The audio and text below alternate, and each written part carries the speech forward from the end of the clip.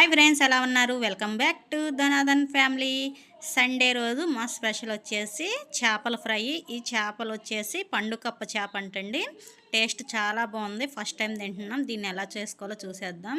ముందుగా చేప ముక్కలకి పసుపు 1 స్పూను, 1 స్పూను ఉప్పు, 1 స్పూను కారము, 1 స్పూను పచ్చి ధనియాల పొడి, 1 స్పూను ఫిష్ ఫ్రై మసాలా వేసుకున్నాను, 1 స్పూను గరం మసాలా, 1 స్పూను అల్లం వెల్లుల్లి పేస్టు, నిమ్మకాయ చెక్క 1 చెక్క రసం పిండుకుంటున్నాను.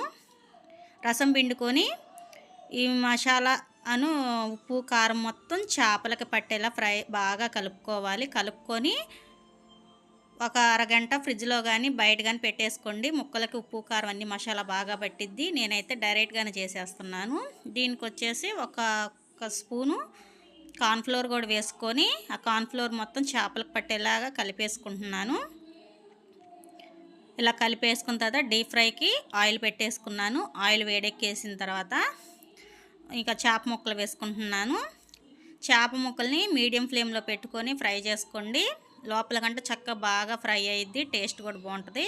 చేప ముక్క వేసుకున్న తర్వాత గంటి పెట్టమాకండి. వెంటనే చేప ముక్క విరిగిపోయిద్ది. 1 నిమిషం ఆగిన తర్వాత అప్పుడు గంటి పెట్టి కదిలించుకోవాలి. ఇది 2 వైపులా ఎలాగా అటు ఇటు తిప్పుకుంటా మంచి కలర్ వచ్చేదాకా ఫ్రై చేసుకుందాము.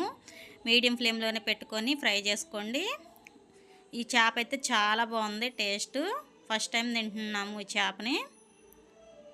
ఇది 2 వైపులా ఇలా మంచి కలర్ వచ్చేసిన తర్వాత ఇంకా తీసేసుకోవటం ఒక ప్లేట్లోకి. ఇదిగోండి, చూసారు ఎంత బాగుందో, మంచి కలర్ వచ్చేసింది కదా.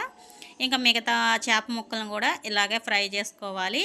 ఫ్రై చేసేసుకొని లాస్ట్లో కరివేపాకు పచ్చిమిర్చి కూడా వేసుకొని ఫ్రై చేసుకోవడం అంతే ఫ్రెండ్స్. చేపల ఫ్రై అయితే రెడీ అయింది. నచ్చితే కనుక లైక్ చేయండి, సబ్స్క్రైబ్ చేసుకోండి. బాయ్ ఫ్రెండ్స్, ఇంకో రెసిపీలో మళ్ళీ కలుద్దాం.